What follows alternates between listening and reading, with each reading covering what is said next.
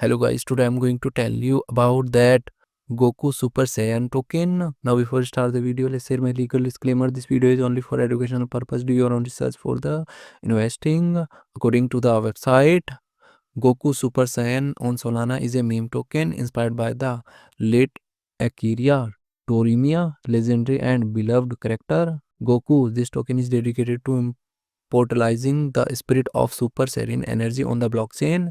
It combines the nostalgia of Goku story with the innovation of decentralized technology, creating a vibrant community-driven token on Solana led by the Saiyan army.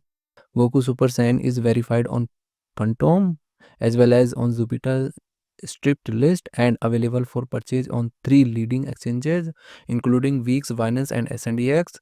It also available via decentralized exchanges such as Radium and Jupiter.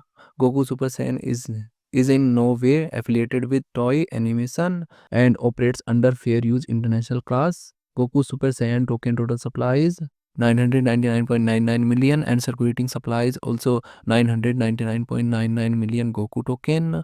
Goku token is listed on S and EX and other exchanges.